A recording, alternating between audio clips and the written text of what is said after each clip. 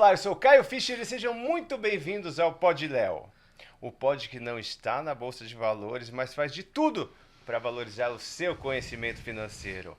E hoje temos um crânio do conhecimento financeiro. Porque isso pode, Léo? Pode sim, Caião. Eu sou o Léo Sanches, atleta, piloto, empresário, empreendedor, guru espiritual nas horas vagas e agora, quem sabe, depois de hoje, um guru financeiro.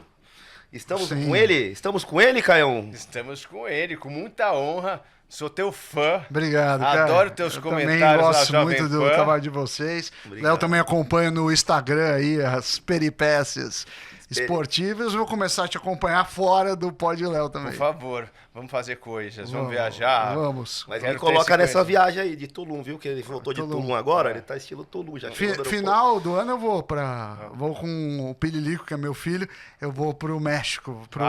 Mas eu não sei se eu vou ficar em Tulum ou Cancún, mas é porque eu vou pros parques aquáticos com ele. Então, que é maravilhoso, né? Pra molecada adora aquilo ali. Xcarete chama. A gente Xcarete. vai no Xcarete, no avião daqui do Xcarete. Vamos fazer já, mas já estamos marcando uma viagem aqui? Vamos, já fechou. É isso aí, Samidana aqui com a gente. E o teu nome é Samidana mesmo. Exato, meu nome só tem 8 letras, as pessoas às vezes ficam brincando ou falam, não, desculpe, é Samuel, mas não é Samuel, meu nome é Sami mesmo, que não deixa de ser, para muitos, um apelido de Samuel, mas no meu caso é Sami. Foi uma homenagem que meu pai fez a um tio dele, que ele gostava muito e faleceu. Então, é Sami, S-A-M-Y. E você já nasceu no berçário entendendo de todos os números? Já estava fazendo as contas, você fazia conta, quantos bebê tinha, quanto nascia por hora? Quando eu era... Você é economista de formação. Eu sou economista de formação e fiz faculdade de música também. Pouca gente sabe, eu fiz faculdade de música depois de velho. Depois de velho, fiz faculdade de música. Não, eu era uma criança, assim, meio apática, assim. Então, meus pais contam que tinha fila de esportes, eu era sempre a última olhando pro nada, assim. Eu não era nem amigo da turma do fundão, nem da turma dos mais estudiosos, assim. Eu acho que, assim, olhando agora, em perspectiva, eu acho que eu tinha algum grau de autismo. Talvez até tenha, até hoje, porque eu tinha uma relação um pouco diferente com as pessoas, com o mundo, mas a diferença maior é que quando você tem, na infância, 10 anos, 8 anos, 15 anos, você não aprende a lidar. Agora você já sabe lidar de outras formas com as suas características, sejam positivas, sejam negativas. Você era uma criança introvertida? Muito introvertido, assim. Eu não sei se... Porque eu tinha vergonha. Eu tinha desinteresse, assim. Desinteresse total nas coisas, assim. Desinteresse em gente? Não, em vários assuntos, em várias coisas. Achava as coisas meio tolas, assim. Não... Por exemplo, eu nunca gostei de sair em turma. A turma muito grande, 10 amigos, nunca gostei. Para mim, hoje até, eu sou casado com uma gaúcha, até faço churrasco às vezes. Mas, por exemplo, eu nunca entendi churrasco, porque vai um monte de gente passar o dia inteiro fazendo uma atividade só, sendo que em 2 horas, sei lá, você consegue resolver bem qualquer conversa. Então, para mim, as coisas não fazem muito sentido. E quando que você teve esse interesse pela economia, você fez faculdade? Eu fiz faculdade de economia, eu não sabia direito, assim, eu achava assim que medicina, meu pai é médico, medicina é algo muito difícil e precisa ter uma vocação, algum dom natural, então eu nunca gostei muito de pessoas passando mal, sangue, então eu descartei isso. Mas teu pai é médico? Meu pai é médico, já aposentado, mas médio de carreira. E eu sempre gostei de exatas, sempre gostei de números, sempre gostei de tecnologia e via que economia era uma ciência ampla, assim, né? Você tem um pouco de exatas, você tem um pouco de humanas, você cuida de problemas sociais, não só financeiros. Então eu achei interessante, mas a escolha não foi muito pensada, assim. Depois eu acho que eu fiz a escolha certa e falei, pô, foi legal. Mas na hora que eu escolhi a profissão, eu não tinha tantas informações como eu tenho hoje sobre a carreira. Você já dava aula para os outros alunos na faculdade? Eu comecei a dar aula, foi muito curioso, porque assim, eu nunca pensei em ser professor. Assim, eu não fiz uma carreira para professor, mas quando eu me formei, eu falei, eu vou fazer mestrado, porque eu tô achando que eu não estudei muito como devia, não sei o que lá. E aí, faleceu até há pouco tempo uma espécie de mentor meu, que é o Tiberê Azevedo, e ele falou, Sami, vem dar aula. Então eu fui contratado com 21 anos para dar aula. Aí eu fui... Já engatou o mestrado. Já fazia o mestrado com mestrado. 21, e aí comecei a dar aula, e aí eu segui. E o PhD veio natural. Aí depois do mestrado eu fiz doutorado na FGV, aqui no Brasil. Sim. E aí eu tava achando o doutorado um pouco fraco, assim, tava achando meio aquém do que eu esperava. E aí teve uma parceria da FGV que... Não, tem muito doutorado de sanduíche, que é que você vai lá, fica um tempo e volta. Esse não, esse era um double degree. Você ia para fora, defendia a tese lá, tinha 2 diplomas, tinha um monte de requerimentos, e aí eu fui fazer PhD. Então, na verdade, o doutorado vale a mesma coisa que o PhD. Sim. Só que chama doutorado no Brasil, da FGV, e o que eu fiz na Espanha, que chama IE Business School, que é o padrão anglo-saxão, chama PhD. E depois eu fiz pós-PhD, que pós-PhD não é um curso. O pós-PhD você é convidado por uma universidade para fazer um estudo, para fazer um trabalho, e você tem que publicar o que você fez. Então, assim, qual que foi o produto disso, do seu pós-PhD? Depois eu fiz pós-PhD nos Estados Unidos. Porque o pós-PhD era como salvar o Brasil? Não. Eu nunca trabalhei muito... Eu nunca trabalhei muito com problemas macroeconômicos, que são problemas de desenvolvimento, porque o Brasil não cresce, tem gente muito capaz disso. O meu problema sempre foi micro. Então, assim, como eu melhoro algo para uma empresa? Sim. Seja alocação de dinheiro, como eu me protejo do dólar? Você tem uma indústria, ela teme que o dólar estoure e pode acabar com a produção. Como eu faço contratos interessantes disso? Como eu faço otimização da mão de obra e dos recursos que eu tenho para produzir mais, né? Isso é um problema até típico de engenharia, sim, mas eu sempre trabalhei mais com essa visão. Sempre muito quantitativo, sempre usando muita estatística, seja ela descritiva, mas principalmente preditiva. E você morou na Espanha, nos Estados Unidos... E no Brasil. E no mestrado é no Rio de Janeiro. Além de escrever inúmeros livros... Não, livro é difícil. Eu escrevi vários livros, mas assim, livro se você pegar os mais vendidos do país, você tem vontade de chorar, porque a maioria é muito ruim, assim, é algo muito superficial. Livro você faz em algumas ocasiões. Muitos foram assim, você tem que dar um curso, aí você prepara as notas de aula, aí alguém fala, por que você não põe um livro sobre isso? Aí você já tem umas notas de aula, assim. Então, o livro precisa ter algum propósito, assim, porque publicar por publicar... alguns venderam bem, mas nenhum chegou assim na lista dos mais vendidos do ano. Às vezes da semana, mas não. E todos são sobre finanças e economia? Finanças, economia e negócios, assim. Mas eu diria que a maioria é sobre finanças. Tá. Finanças. E aí, onde apareceu a TV? Foi o rádio primeiro? A TV? Não, a TV foi o seguinte, eu tinha voltado do PhD, eu ainda não tinha feito o pós-PhD, e aí você estuda muito. E um dos motivos de você estudar muito é você querer impactar pessoas, impactar empresas. Assim, quero usar esse arsenal de alguma forma. E aí, na época eu era professor de carreira da FGV, a FGV perguntava, quem fala desse assunto? E claro, quando tinha um assunto que eu falava, pode me dar. E aí eu acabei fazendo os talk shows da época no Brasil, então eu fiz Ana Maria Braga na época, Rony Fon, Marília Gabriela, Jô Soares, e aí eu comecei a ter ofertas para trabalhar em mídia. Mas antes disso, eu cheguei no UOL, que era um portal que eu li, e falei, cara, me dá uma coluna aí para eu escrever umas coisas. Aí, nesse tempo também que eu estava atendendo mídia, eu criei uma coluna que chamava Caro Dinheiro no UOL, e em pouco tempo a Folha me convidou, que é parceiro do UOL, falou, fica no UOL e na Folha. E aí eu comecei também na Você S.A., eu acho que eu fiz exame.com, e aí os convites para ir para a TV surgiram. Teve um convite da Band. Na época o Joermir Betting estava ainda vivo, mas estava já bastante debilitado. Tive um convite do SBT na época e um aluno meu orientando de mestrado, que é meu sócio até hoje, que é o Doni Denúcio, ele estava indo para a Globo.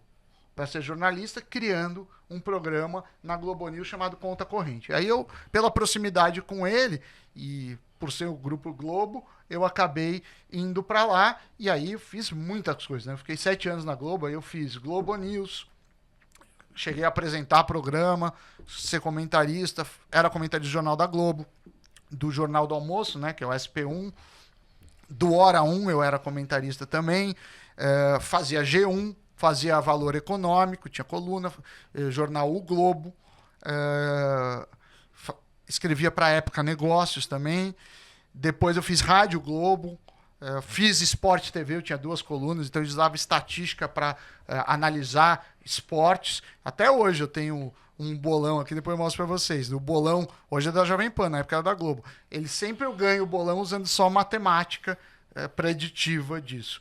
E aí eu fiz Esporte TV, eu tinha 2 colunas, fiz Esporte Espetacular, cheguei a fazer Fátima Bernardes uma época, e eu acho que Ana Maria Braga não cheguei a fazer fixo.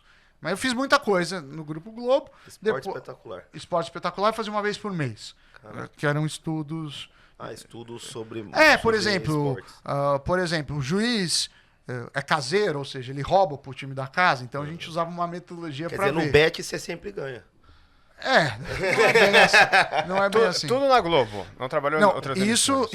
Não, eu tinha passado já pelo grupo Exame, que tinha Você S.A., tinha coluna e fazia exame.com.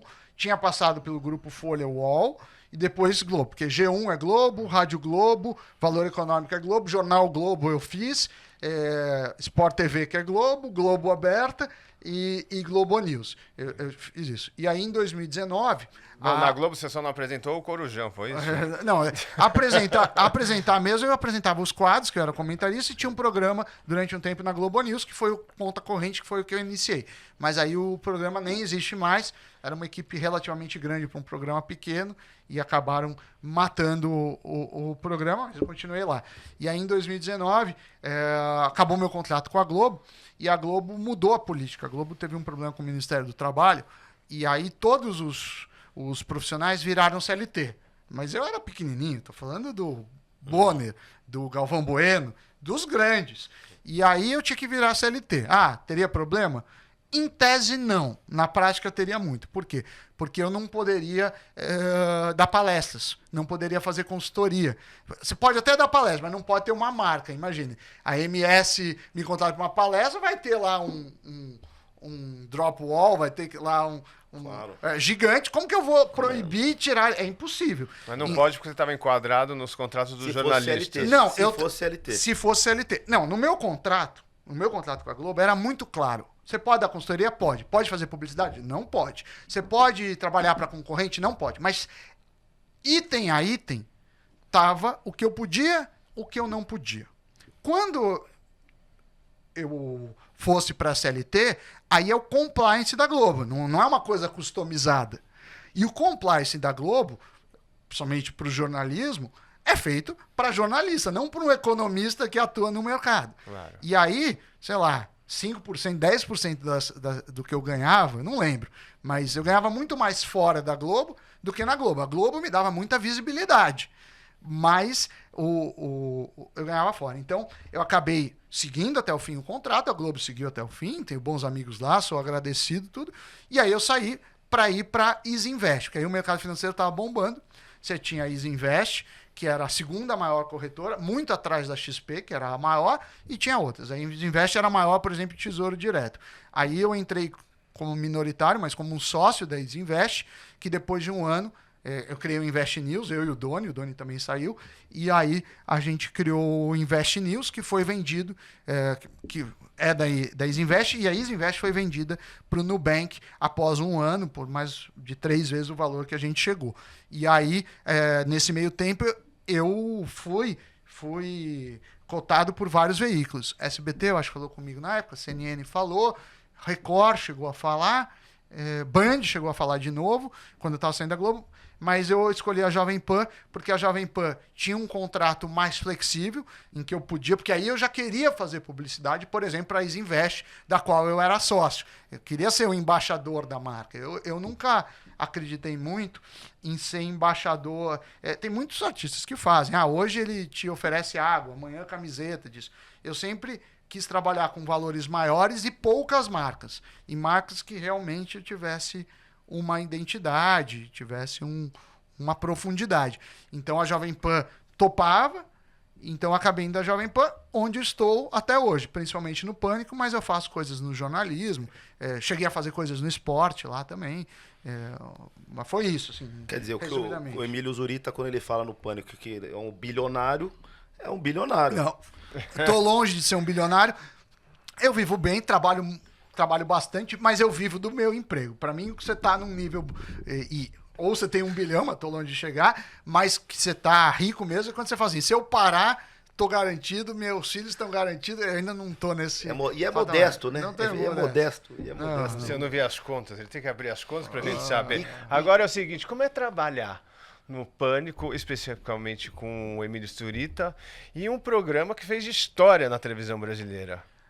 Eu sempre fui fã do Pânico, pelo formato, assim. Claro, o Pânico na TV é muito diferente, talvez nem caberia eu ir, porque eu não sou humorista, mas o Pânico da rádio é uma conversa informal. Então a gente tá aqui, o Caio tem uma personalidade, o Léo tem outra, eu tenho outra. E não é porque temos 3 personalidades diferentes que a gente não pode falar de vários assuntos. Tudo bem, eu sou economista, mas eu aposto que você também tem uma ideia sobre a economia do país, você tem outra, e é normal isso, é muito mais prático e muito mais similar à vida real você ter uma mesa com pessoas com diferentes perfis. Então o Pânico é muito legal porque trata de vários assuntos, alguns sérios, outros não, mas de forma descontraída com várias identidades. E o Emílio Zurita, para mim, talvez o maior comunicador, né? O pessoal brinca que ele é o Silvio Santos do rádio, tá há 30 anos, é um cara que entende muito de comunicação e sabe se adaptar, mas eu tô desde 2009 na Jovem Pan, acho que já deve ter batido 5 anos,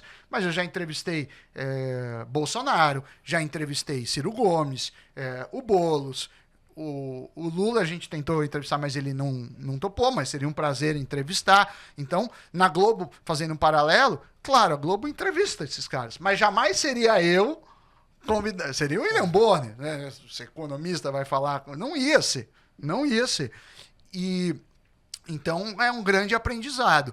E eu gosto desse formato mais descontraído. Eu acho que às vezes os veículos de mídia têm muito a presunção de professoral, né? Assim, eu tô certo e você tá errado. Parece que ele quer te ensinar as coisas. E eu acho que não é bem esse caminho. O entretenimento com diversão e ensinamento, esse é o formato perfeito. Sem ser chato, né? Porque hoje tá tudo muito chato. Enfim. Eu queria aproveitar aqui o Samidana, que agora teve aí recentemente, teve um evento, já vamos mudar de assunto aqui, se me permitir, cara. Teve um evento agora da Tesla, né? Do Elon Musk, lá com os robôs, os humanoides, etc. Inteligência artificial. Você acha que isso já chegou? Porque tá tendo um boato aí que não sabe se é verdadeiro aquela... Era armação? Tinha alguém controlando os robôs? Não era ele? A Tesla fez várias divulgações, né? Teve o foguete mostrando a ré do foguete, que é impressionante. De fato é real. Tiveram um problema grande com os robotáxis, porque eles estavam prometendo o robotáxi, que é o carro autônomo de táxi, só que eles apresentaram sem muitos detalhes. Isso foi na última sexta-feira, no dia 11 de outubro, não sei quando que vai ser exibido esse programa, por isso falando a data. Vai ser agora, né? Dia 20. No dia 11 de outubro foi apresentado e não deram muitos detalhes como funcionaria ou não. No dia, as ações da Tesla caíram mais de 8%. E em contrapartida, a Uber e a Lyft, que são concorrentes, subiram. Eu acho que a tecnologia para carro autônomo, por exemplo, é possível, mas você precisa ter uma engenharia de estrutura. Aqui no Brasil, por exemplo, com as estruturas que a gente tem, é absolutamente inviável. O carro não vai entender o motoboy no corredor disso. Em relação aos robôs humanoides, eles ainda precisam entender um pouco melhor. Porque assim, você tem uma máquina que pega esse celular aqui e transfere para cá, ele tem uma função numa esteira de produção. Agora, por que essa máquina precisa parecer com humano? Ela precisa ter alguma emoção ou não? Então eu acho que as pessoas ficam, às vezes, querendo uma semelhança do humano e perdem. Para que vai servir isso? A funcionalidade. Então, eu acho que ainda está começando. Vai chegar, vai ser uma realidade, mas o custo ainda é muito caro. Eu já participei de várias consultorias em que tinha tecnologia robótica ou tecnologia de automação para substituir humanos e não foi feito porque ainda o trabalho humano era mais barato. Só por isso. Sim. Assim, o que você faz, o robô faz até melhor, mas como você é muito mais barato, eu vou deixar você. É triste, o mas... O humanoide, ele ainda não é uma realidade. Quer dizer, é uma realidade, mas ainda não tem a funcionalidade. Agora, a inteligência artificial já é a realidade. Sim, é que tem vários níveis. As pessoas também começaram a chamar de inteligência artificial qualquer coisa de tecnologia. Tem coisa que é aprendizado de máquina, que entra dentro de inteligência artificial. Tem coisa que é só automatização, que você é ligar pontos, que às vezes não tem nada de inteligência artificial. E de 2, 3 anos para cá, se fala muito na generativa, que é o maior exemplo é o ChatGPT, ou o Gemini do Google, ou o Llama, que assim, cria um texto para ele, cria uma imagem, que aí está gerando conteúdo. Essa inteligência impressiona mais, mas talvez não seja a de maior impacto. E ela ainda é muito subsidiada. Se você pegar o OpenAI, eles tiveram prejuízo de 5 bilhões de dólares por conta de investimentos que tiveram que fazer. Então, se cobrassem o preço real de mercado, talvez ela não teria um grande impacto, porque as pessoas não iam pagar para simplesmente criar, sei lá, o Papa andando na neve ou coisas parecidas. E você acha que o Brasil, a gente já perdeu essa onda? Ou a gente tá já na onda? Ou tem a oportunidade de entrar na onda? Eu acredito muito mais em empresas do que em governo, seja qual governo for. Então eu acho que as empresas começam a olhar os seus processos, começam a automatizar o processo e substituir. Agora, como o governo já falou algumas vezes, o governo atual, vamos criar uma IA brasileira. Eu acho isso real, porque aí você está brigando com o Google, com a Microsoft, que é parceira da OpenAI, a própria Apple, que também é parceira da OpenAI, com a Meta. Aí a gente está falando de um orçamento que é maior que o PIB brasileiro. Não, eu não vejo nem as capacidade três empresas de juntas é maior que o PIB brasileiro. Mas você não precisa criar. Às vezes você faz, olha, eu vou pegar uma parte dessa Sim. e monta o seu objetivo. Talvez uma parceria, o governo com... Sim, mas eu não vejo por que o governo, porque essa substituição de tecnologia ajuda muito na produtividade. E com isso, ela se paga facilmente. Claro, não vai dar para você fazer qualquer coisa, porque tarefas que não são recorrentes ou que são de pouco valor, talvez não se pague, mas tem muitas ações que falam. Já com a disrupção da OpenAI, do ChatGPT, você tem aí um problema de processamento, né? Tem. Aí entra o computador quântico. Que ainda está longe. Existe, mas ainda está longe. O computador quântico é um problema, porque ele vai ter uma capacidade tão grande de processamento que todas as criptografias, que é bancos, vão ter que mudar. Então existe também essa questão de parcimônia para adaptar. Mas a NVIDIA, uma das empresas que mais cresceram no mundo, e é uma das mais valiosas do mundo, é por conta disso. Porque ela começou a investir antigamente... Dica de investimento agora. Dica de investimento. Não, nem chega a ser uma dica de investimento. Mas antigamente, quando eu era adolescente, eu tenho 45 anos. Então eu estou falando, a década de 90, por aí. Quando você comprava um computador, você tinha o 286, tinha o 386, o 486, depois vem o Pentium, e aí começou... mas sempre a gente discutia o que é CPU, que é Computer Processor Unit. Isso era o cérebro do computador. A NVIDIA, de 20 anos para cá, ou talvez um pouco mais, começou a fazer o GPU, que é o Graphic Processor Unit, que é o processador gráfico, que começou a ficar famoso com as placas GeForce. Muita gente de game, né? Tem uma placa especial. A IA usa muito GPU. Qual que é o problema? A NVIDIA faz isso há 20 anos. E as outras começaram agora. Então ela domina o mercado. Por quê? Eu sou parceiro da Acer, que é de computadores, e tem alguns computadores super potentes que usam placas da NVIDIA. Então a NVIDIA ganhou na placa. Qual seria a segunda maneira? A segunda maneira é eu criar uma IA própria. Eu falo, ó, Léo, vamos criar uma IA aqui, pô. Pode, Léo, vamos. Então a gente compraria as placas e diz, tá, o programa é meu, tudo, mas a gente vai. Não tem como a gente vai produzir placa. A gente. Sim. E a terceira opção é, tá bom, eu não vou produzir nem criar, né, eu não vou rodar no meu micro e nem rodar numa nuvem ou num servidor. Eu vou rodar da OpenAI ou do Google Cloud, isso. Mas eles também usam da NVIDIA. Então a NVIDIA meio que ganha dinheiro com todas as formas. Agora, estão correndo atrás. Tem chineses concorrendo, tem isso. Mas vai demorar. A NVIDIA ainda está muito na frente. E aí as placas profissionais custam às vezes 100 mil reais, por aí. Uma placa. Então, e é uma questão... E custa caro. Então, tudo bem. Você pode alugar? Pode. Mas aí, como qualquer coisa, se você começa a usar muito, vale mais a pena você ter a própria placa do que ficar pagando o aluguel. Ou seja, o inimigo da NVIDIA é o computador quântico. Que o computador quântico eu não vejo assim na próxima década. Eu acho que vai demorar. Eu vejo o inimigo mais essas concorrentes. A AMD, essas chinesas que estão... Tem várias chinesas. A China fez, né? Abriu agora recente um programa. Estão investindo muito porque sabem. Muito forte. E aí, claro, sem concorrência até agora, ela navegou em mares muito mais fáceis, né? Sim. Bem, eu assisti o vídeo de apresentação dos humanoides com a apresentação do Elon Musk. Você acredita que isso se tornará uma realidade quando? Esses humanoides? Não. E também você acha que na cabeça do Elon Musk, como é que você lê a cabeça do Elon Musk? Você acha que ele, eu acho que ele é extraterrestre. tentar pensar e fazer um exército de robôs, essas coisas que a gente vê? Eu acho que o cara veio do futuro, não é possível. Não, eu acho que assim, é tudo questão... Você está falando humanoide para quê? Qual que seria a função desse humanoide? Para ser um amigo virtual? Ou você está falando para uma função de uma empresa, para carregar peso, para máquina, para isso? Para substituir gente. Em quê? Em todas as atividades.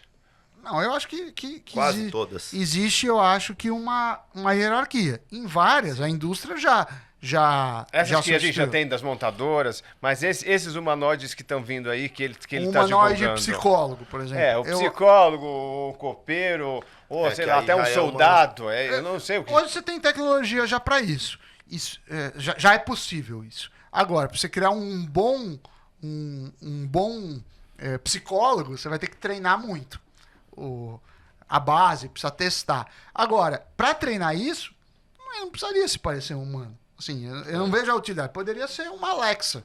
Poderia ser um aplicativo que é muito mais barato. Então, o humanoide ter a forma humana, eu vejo para algumas atividades. Tá, tem que carregar uma caixa.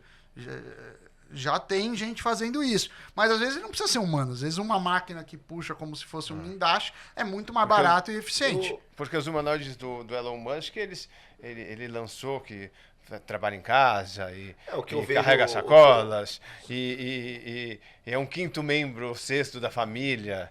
É isso que eu vejo é isso. Eu acho que ele vai, naquela apresentação que foi mostrada, fazer limpeza, servir, então, pegar um peso para, sei lá, você ainda mora num apartamento. não está integrado e você precisa ter vai demorar, né? Que as características. Acho que vai demorar, mas, por exemplo, eu tenho robô de limpeza há muitos anos em casa. Ele não é perfeito. Eu tenho um que passa pano, um que aspira, mas ele não é perfeito. Dá para aperfeiçoar, mas também você pagaria 100 mil num negócio para uma casa? Provavelmente não. Então, eu acho que você precisa ver a tecnologia. Agora, você quer uma máquina que faça tudo, vai demorar e vai sair muito caro, porque ele precisa ter features de limpeza, features de preparar drink, de cozinhar. Só que, às vezes, eu quero só limpeza e cozinha e não quero preparar drink, e se for em um só, eu tô pagando por tudo. Então, às vezes, fica inviável. Mas eu acho que tem um avanço grande nesse sentido. Agora, essa é a parte de treinamento de IA, né? Tá tendo um problema, né? O Wall Street Journal processou lá o OpenAI, o ChatGPT, eu acho que... E tá tendo hoje, tá tendo um... que é uma coisa que conflito. Que foi feito e que ninguém sabe direito. Não existe uma jurisprudência. Por exemplo, tem gente que fala, e eu tô chutando aqui, porque não é minha área jurídica. Tô chutando aqui. Você publicou esse episódio. Esse episódio tá aí, vai entrar no YouTube e as pessoas veem. O conteúdo desse episódio Conteúdo. Não estou falando a voz nem a minha imagem. Estou falando conteúdo. O que a gente falou. Pertence a mim? Pertence ao YouTube?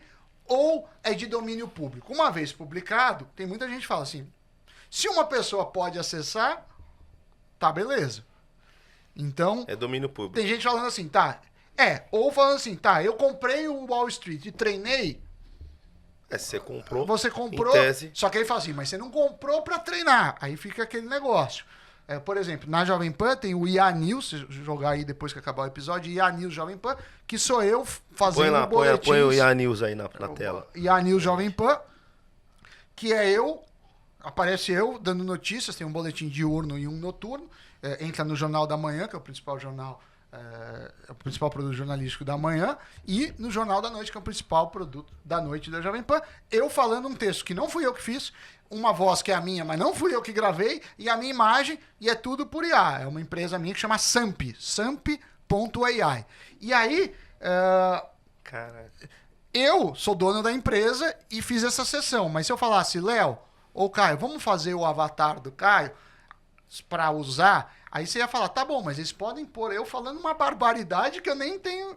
Então fica assim, de quem que é esse direito? E mais do que isso, de quem que é a responsabilidade? Se o que eu falo pelo avatar, que não fui eu que falei, e não fui eu que pus o texto... Olha Olha lá. Mas esse é... Esse não sou eu. Não é você. Nada Meu disso, Deus. tudo isso é IA. O texto, a voz... Quer dizer, na próxima gravação não vai ser mais o Caio, vai ser o IA do Caio. Não, tô Você vai estar na demitido. praia? Não, você vai estar na Acabou praia, comigo? Então, pra emoção, aí fazendo Até Mas a- aí eles rodaram lá Aí na isso é um matéria e banco de você... imagens. Isso é um banco de É imagens. um banco de imagens. ainda, que ele edita com banco de imagens. Meu Ou seja, você Deus. estava em casa coçando Não. e o É roubo pior, fizeram que eu tudo nem pra sei você. que foi Ele pro tava- ar. Eu nem Tava sei lá que em casa foi pro ar. coçando. Ele tava lá, Fizeram tô tudo fazendo pra nada, vou ele. criar uma televisão. Então, Vou mas criar uma como televisão. fica isso daí? Claro. E aí? E aí, o direito, por exemplo... Só te interrompendo, a Sandra Nemberg veio revoltada esses dias na rede social dela, que estavam usando a voz dela para vender produtos. Aí é golpe. Mas assim, aqui eu dei uma anuência, mas mesmo que eu dei anuência, eu não dou o direito de ele cometer um crime com o meu avatar. Sim, claro. Como funciona? Mas tem uma outra coisa só para deixar claro. Para jornalismo, boletins de 1, 2 minutos funciona. Para um podcast de 1 hora, para dublagem de filmes que você tem emoção, a pessoa chorando, a pessoa gritando. Teve uma greve agora, né, recente. Teve dos da dubladores. Disney. Teve uma greve da da Disney. Mas então, também teve dos dubladores. é uma área que... Uma loucura. É uma área cinza, que ninguém sabe e que vão se restabelecer. E aí, voltando pra tua área, e no mercado de trabalho, como é que vai ser isso aí? Eu sou garçom, eu sou dublador? Como é que...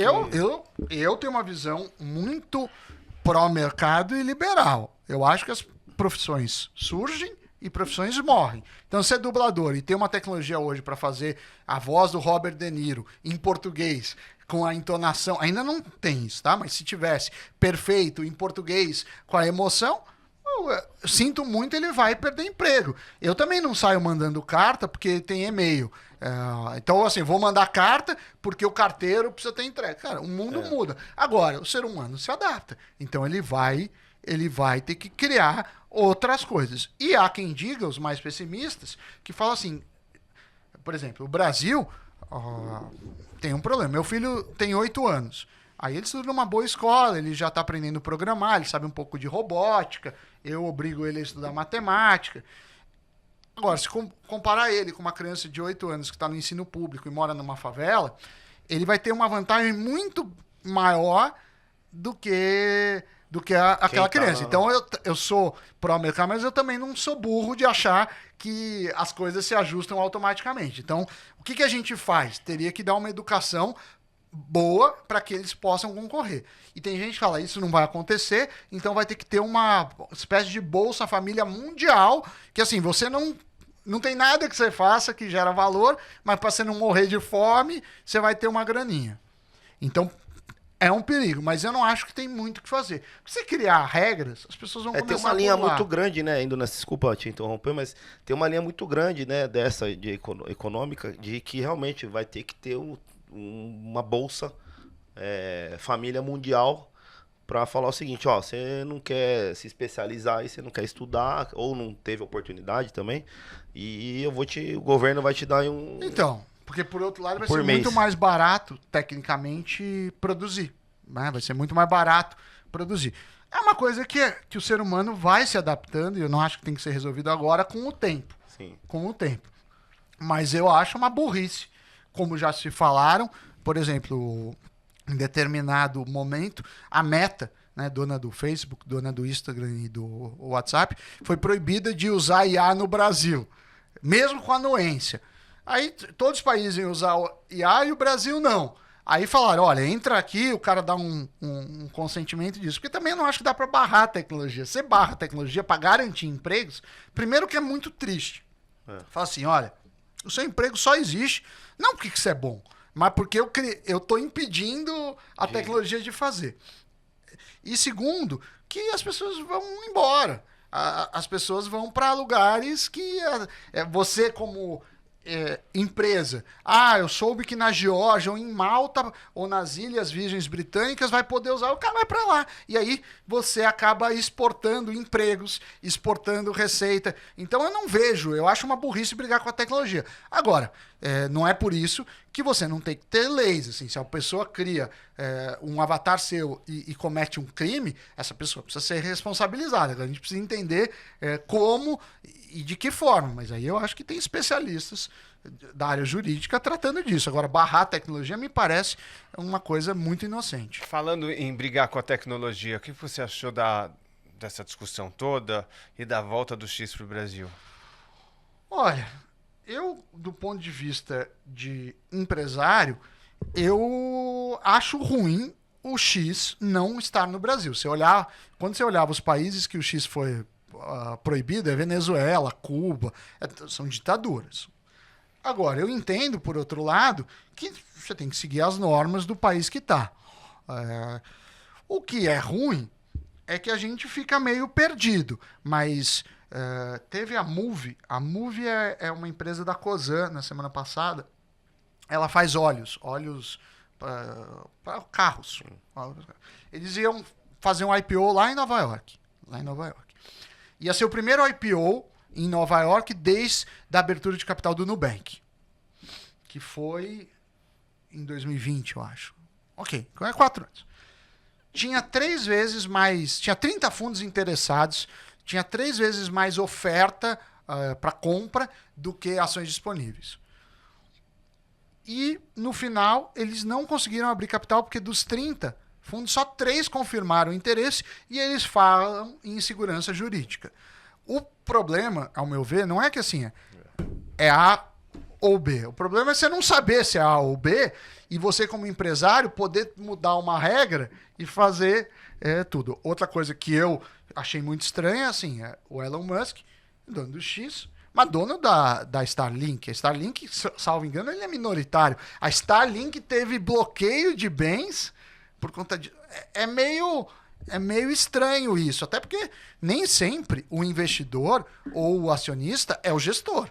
Então, às vezes, a pessoa está tomando uma perda para um negócio, o cara da Starlink para um negócio que ele não tem nada a ver. Agora, é bom que voltou e, de novo, é uma área cinza. Mas isso precisa ser discutido, ao meu entendimento, mais com a sociedade, para a gente saber, né? Hoje as pessoas... A gente não sabe muito as leis. Insegurança jurídica, eu garanto que é péssimo para qualquer país. Assim, você não saber, eu posso fazer isso? Eu não posso? Então, eu acho que é uma área que precisa avançar. Tem que deixar as coisas mais claras. Claras e discutidas. Assim, eu acho que precisa ser discutida com a sociedade. Ó, isso é por aí, não é? Vamos fazer desse jeito. Porque, de certa forma, você tem um trade-off de sociedade funcionar e ditaduras. Em ditaduras, as coisas funcionam, mas você não tem nada de liberdade individual. Eu prefiro mais ter problemas e ter as liberdades individuais do que viver numa ditadura. Mas até que ponto é função do governo controlar ou não? Até que ponto a lei vai servir para esses casos? Isso acho que precisa ser discutido. E atualizar a legislatura também. Sim. E bem como também os joguinhos que vieram para cá de uma forma assim voraz. É impressionante, né? E aí se começa Mas uma ele- discussão, tem lavagem de dinheiro, não tem lavagem de dinheiro, mas você não sabe direito o que é ou o que não é. Porque a Sim. sociedade não entende o que pode, o que não pode. E aí, Não, e mais do que isso, tem um problema político grande. Por exemplo, as bets no Brasil. Isso. Aposta. A gente tem. Eu sou a favor das bets. Eu não aposto em bet, mas sou a favor. Claro, para maior de idade, com alguma regulação. As bets, elas ficaram 3 anos sem regulamentação, mas com possibilidade de operar. Então, a mesma coisa você deixar o mercado de fumo ou de bebida alcoólica sem qualquer regulamentação. Vai dar problema isso daí. E aí, para mim, bebida alcoólica é um vício, faz mal, mas a pessoa, se quiser com o dinheiro dela, ela pode fazer. Para mim, a bet deve ser vista da mesma forma. Claro, se você observa alguma patologia que está fazendo mal à pessoa, como o Alcoólatras Anônimos ajuda, tem que ter para as bets. Agora, você proibir isso, e aí começa lavagem de dinheiro. Lavagem de dinheiro é crime. Não importa se você usou imóvel, bet, bitcoin ou qualquer coisa. qualquer coisa. É um crime. Então, você precisa coibir isso. Agora, as bets são muito importantes, não só no Brasil, mas no mundo, para sustentar esportes, principalmente o futebol. No Brasil, acho que todos os times têm mais de um e patrocínio de ela bet. alavancou o futebol E brasileiro. Você vê o Botafogo, por exemplo. É, E várias emissoras de TV. várias Também. vezes. Se você olhar qualquer jogo ao vivo, pode contar quantas bets tem. Então, assim, de novo, você quer super proteger, você não faz nada. Rede social faz mal. Eu sei que faz mal, tem negócio da dopamina. Então, a solução seria, para não fazer mal, eu bloquear as redes sociais de todos? Talvez não. Então, a gente tem que... porque aí começa assim, tá, e obesidade infantil, que é 37%. Então, eu vou fazer uma lei que não pode vender bolacha vitaminada com muito açúcar para criança. Começa a ficar um negócio... Eu só acho que as discussões têm que ser mais claras. E os cassinos, você é a favor? Também sou a favor. Por quê? Porque, como é o modelo americano, tá?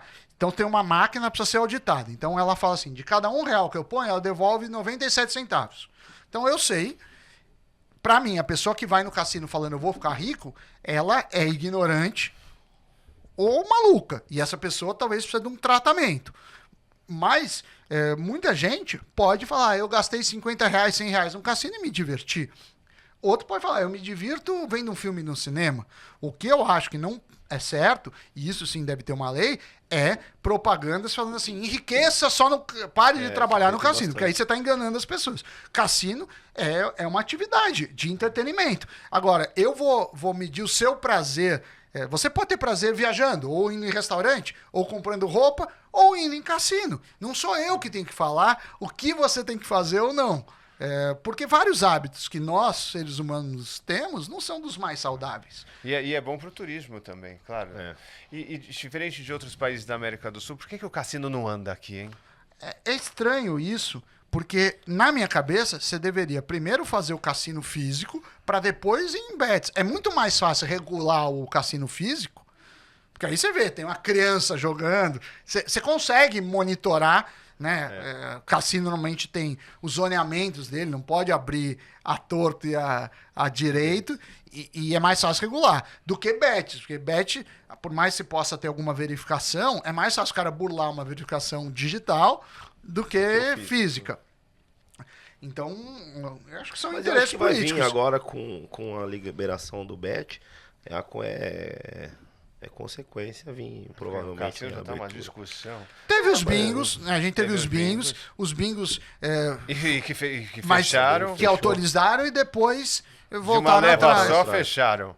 É complicado, porque aí tá bom. Então, porque começa a fazer, porque faz mal. Primeiro você precisa ver o que faz mal. Claro, e ter mecanismos, assim, nos Estados Unidos você pode se autodeclarar um viciado e aí não aceitam o seu jogo. Você fala, eu sei que eu sou uma pessoa que não me controla, então não vou poder jogar. Ou você põe quanto você pode, ou você põe quanto você pode jogar no total e você faz um birô de informações com isso. Agora, Mas loteria é um jogo. sim, é que a loteria, ela é menos danoso porque ela só ocorre 2 vezes por semana.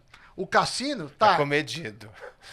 Mas devolve menos de 50% do prêmio. O cassino devolve 96%. Mas o problema é que é 96%, então, ou 95% para ficar fácil. Então, R$1 vai para 95%. 95%, aproximando, vai para 90%.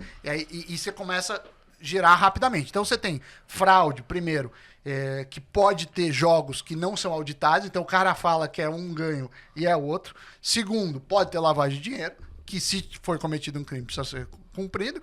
E terceiro, você precisa evitar propaganda enganosa. Então você tem que falar, olha, isso daqui funciona dessa forma e nenhuma hipótese você pode dar a entender que em nenhum lugar você vai ter mais vantagem de ganhar que o cassino. Claro. E indo nessa linha de entretenimento, eu acho que o Brasil perde muito com o turismo mundial, né? Sim. A gente deveria ser um polo de atração, né? Imagina quanto que entrar de dinheiro de dólar aqui nesse país. Não só pro cassino, para tudo, né? Eu sou casado com uma gaúcha e eles têm uma das empresas de doce, vou mandar depois para cá, chama Royal Trudel. A minha esposa e meu cunhado, ela tem uma franqueadora de doces que é comum no leste europeu, é um doce de canela, assado, canela, açúcar, tem recheio, enfim. E ganhou há vários anos o melhor doce de Gramado. Tem no Brasil todo o melhor doce de Gramado. Royal Trudel. Depois eu vou mandar aqui para vocês. E aí,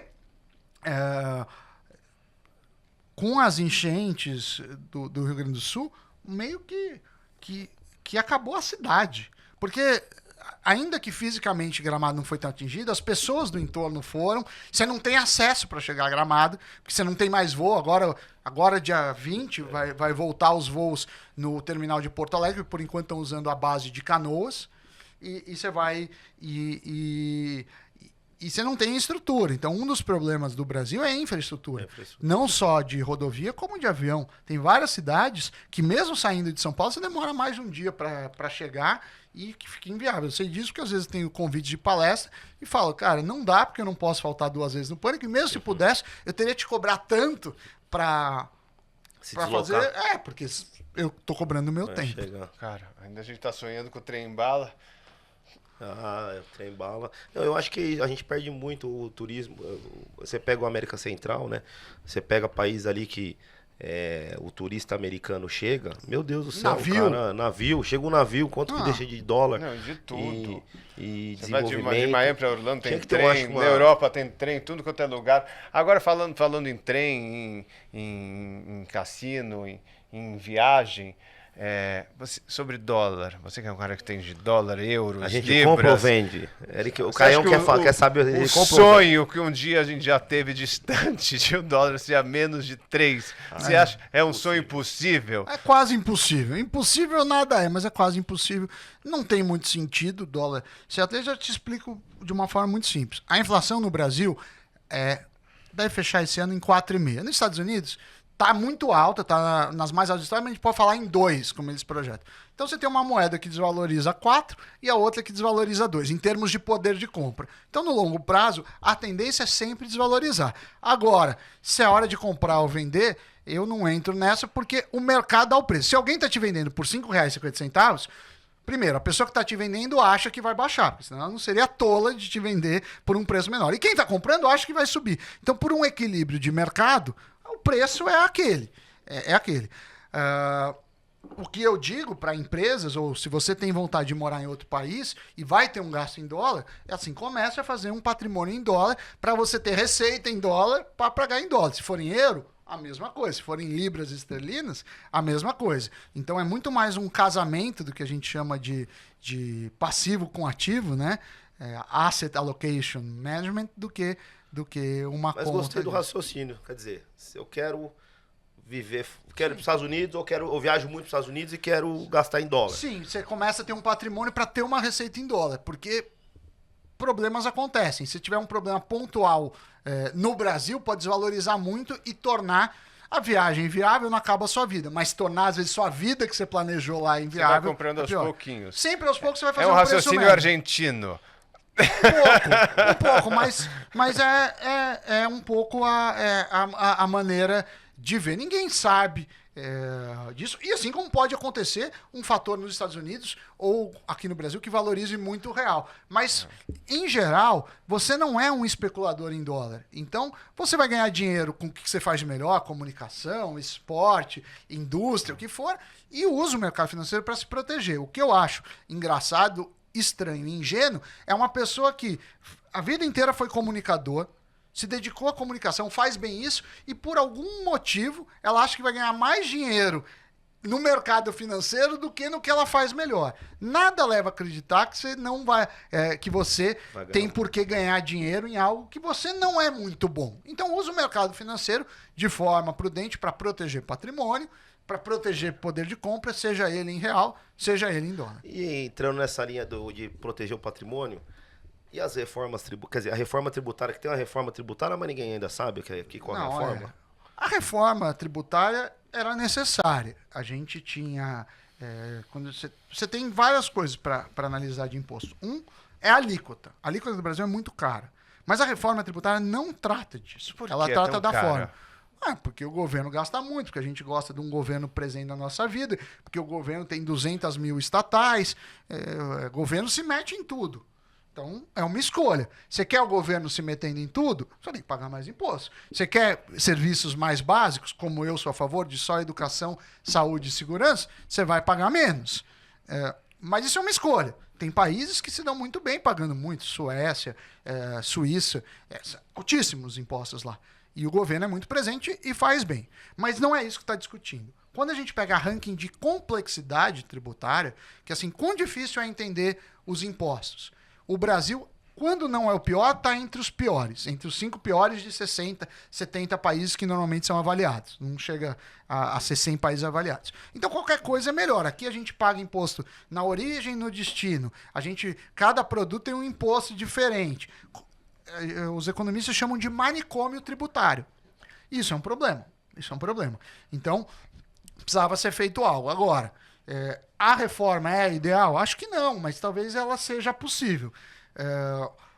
Mas ter 1000 alíquotas é um negócio que é muito é um primo irmão da corrupção, porque fala assim, olha, eu vou fazer um celular que nem esse meu que tem abre de 2 telas, e aí eu vou brigar um imposto diferente por ele.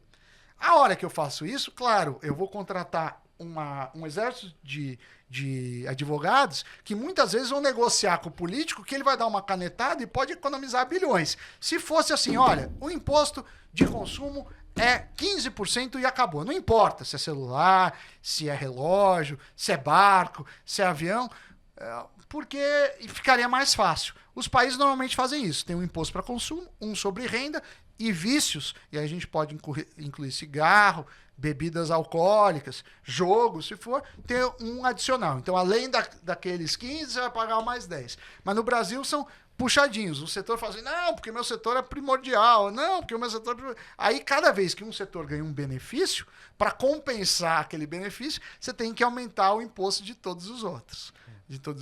E isso é muito ruim, porque todo mundo acha. Porque, assim, se a gente pegar a coisa mais, talvez, não necessária, pegar um Rolex, sei lá quanto custa, 100 mil, 200 mil reais. Aí você fala, é necessário um Rolex? Se a gente for ver, o usuário final talvez não precise de um Rolex. Mas a indústria gera muito. Você acha que o segurança da loja da Rolex, ele ganha uma fortuna? Te garanto que não. A vendedora, o cara que transporta, o fabricante de uma das peças. Então você gera na economia uma cadeia toda. Então eu sou contra você ter setores privilegiados e outros não. Eu sou a favor de uma alíquota base. Mas respondendo a pergunta, eu acho que a reforma teve muita exceção, tem uma questão de dar um poder excessivo a um governo central, mas dentro do que a gente tem hoje, eu acho que vai melhorar. As pessoas falam que a reforma aumenta imposto. Pelo que eu li, e principalmente pelas pessoas que eu conversei, não, a reforma ela não aumentará a arrecadação. Não estou falando que o governo não está criando novos impostos. Está. Tem imposto sobre bets que não tinha, tem imposto sobre fundos exclusivos que não tinha. Tem vários impostos novos. Isso são impostos novos. Mas isso não tem nada a ver com a reforma. A reforma em si, ela equilibra. Ah, mas vai ser uma alíquota muito cara. Vai. E hoje é, só que a gente nem sabe. Então acontece isso. Eu acho que o problema vai ser na transição, né? Porque vai ter aí Sim. um tempo e aí vai ser um Não, manicômio. e tem também o negócio do Mais simples, um- o simples que IVA. Mas a fórmula Mas do a- IVA é o que é mais usado no mundo, é bem estabelecido. Sim. E esse acordo União Europeia, Mercosul, você acha que sai? Acho que É não utopia? Eu acho que esses acordos acabam cada vez sendo mais enfraquecidos, né? A própria União Europeia teve o Brexit, né? Que não fala da moeda, mas de qualquer forma enfraqueceu um pouco isso. E a União Europeia em si tem um problema, porque você tem a Alemanha que paga a conta, que é um país rico, e vários países, Turquia, Grécia, Itália, Espanha em alguns momentos, Itália também em alguns momentos, que sofrem problemas, e o cara fala, pô, eu não quero pagar a conta dos outros. Então, são complicados os acordos. E a pandemia a gente viu muito isso, né? Muitas empresas que dependiam da China falaram, tá, a China é mais barata, é maravilhoso, comprar deles, não sei o que lá. Só que na pandemia viram frete explodir e o produto não chegar. Então, existe hoje também um entendimento por várias empresas que precisam ter algumas estratégias locais para não estar. Você é a favor de subsídio para a indústria? Não, não. Eu acho que as indústrias têm que se pagar. Eu Tá, acho que as aí- indústrias têm que mas se aí pagar. tem que combinar com os franceses, com os russos, com os Então, os mas americanos. eu acho assim, mas chinês. aí, vamos supor, teve uma vez que eu falei disso, era o leite. Fala assim, mas o leite australiano, a australiana é muito mais barato, porque tem subsídio lá, e a gente daqui, tá bom. Você compra mais o consumidor, porque o que acontece? O consumidor chega, estou chutando o preço, chega a R$5 o leite australiano. E o produtor aqui só consegue fazer a 6. Então ele quer que eu, consumidor, por meio de subsídios, dê dinheiro para ele produzir a 4. Eu não acho que tem que dar. Cobra, vai comprando a 5 do australiano, e aí se não tiver que produzir leite aqui, não produz. Aí o dia que ele tá perdendo dinheiro australiano. Aí o dia que ele parar o subsídio lá, se produzir, o que a gente vai produzir? O que a gente faz melhor que os outros. A gente tem algumas coisas que a gente faz bem, outras não. E eu acho que tem que focar nas que a gente faz bem. Não faz bem, não faz dinheiro. Porque assim, vamos pegar a indústria de carro. Você tá pegando dinheiro de todo mundo para ter carros teoricamente mais baratos. Mas se você pegar o número de pessoas que usam carro, é muito menor. Então, eu acho que o preço devia assim, e aí é muito caro no Brasil, não vai ter fábrica. Não tem a fábrica. Importa da China. Importa de onde for, a não ser que você aprenda ou tenha como fazer melhor. Eu vejo isso em todos os mercados. Mas é uma visão bem liberal. Bem liberal. E a nossa economia, como que você vê ela até o final do governo Lula? Eu acho que tem uma preocupação grande com os gastos públicos. É um governo gastador, arrecada muito, mas não importa. Se você não tem uma política de travar gastos e achar que todo gasto é investimento, você justifica qualquer coisa. E com um gasto alto, você vai ter problemas. Você vai ter inflação, você vai ter uma taxa de juros mais alta, que é o remédio contra o gasto, que custa muito para o consumidor, custa para a indústria, custa para o comércio, custa para todo mundo. E me parece que às vezes ele não tem um entendimento disso. Então eu acho que a economia precisa ser vista por economistas. Se eu, salvo engano, o Haddad não é um economista de formação. Eu gostaria que tivesse pessoas com PhD em economia tratando de economia como deve ser feito em outras áreas. Na saúde, eu acho que tem que ter médico. No esporte deve ter uma pessoa que estuda o caso. Se você fosse ministro da Economia hoje, qual seria a sua primeira atitude? Cortar gastos. Cortar muitos gastos e tentar abaixar imposto. Porque essa criação de imposto chega uma hora que não dá. Explode. Não tem fim. É a mesma coisa. É que nem exercício físico e comida. Se você pode fazer quanto exercício físico que for. Se você comer animalmente, você vai engordar. Não, come só porcaria, só fritura. Você pode fazer 10 horas de exercício físico, eu garanto que você não dá conta. Aí fala, mas aqueles caras musculosos comem não sei quantas mil calorias. Comem, mas é frango. Não enche a cara de sorvete, de bebida alcoólica. Então é isso. Maravilha. Ele tá quase no talo. Vamos ter que encerrar. Eu peço desculpas. Antes de encerrar, só quero te fazer uma última pergunta. Você é um professor, PhD, autor, crânio, gênio. Até parece. Na tua casa, você falou que ensina matemática ao teu filho, então você já está meio que dando uma educação financeira para ele. como educar financeiramente a população Então, do eu Brasil? acho que a educação financeira, as pessoas falam muito assim, vamos fazer uma educação financeira. Mas, na verdade, o que precisa é você saber fazer escolhas e trabalhar com escassez. Então, assim, não dá para ter tudo que você tem. Você precisa entender um pouco como que funciona a inflação, como funciona imposto de renda, entender os ônus e o bônus que um cidadão tem, que é desde, sei lá, direito, estatuto do idoso, estatuto do consumidor. Então, eu não vejo muito de educação financeira em si, e mais, assim, algo para você viver em sociedade. Mas fazer escolhas é importante. Saber fazer escolhas e que cada escolha é abrir mão de algo. Eu estar aqui, vocês estarem aqui hoje comigo, a gente abriu mão de fazer outras coisas. Desde trabalhar em outra coisa, como até ficar dormindo em casa, ir pra praia. A vida é feita de escolhas. E escolher significa você abrir mão. Escolher é fácil, mas abrir mão de coisas não é. Então, acho que abrir mão é algo que tem que se aprender, que não acho que eu sou o melhor pai do mundo e que eu resolvi essas questões nem como adulto e muito menos sendo meu filho, mas eu acho que é algo que deve ser perseguido. É isso aí.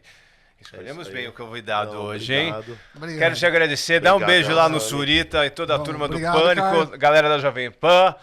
E vocês... Que bom, o papo foi uma delícia, hein? Maravilhoso. Espero que vocês tenham Dá uma aprendido. curtidinha, se inscreve. Se Dá aquela curte. assinada, comenta. Isso aí, pra gente obrigado. sempre melhorar pra vocês. E até o próximo o quê? Pode, Léo. Obrigado, Sandro. Obrigado, gente. Tchau, tchau.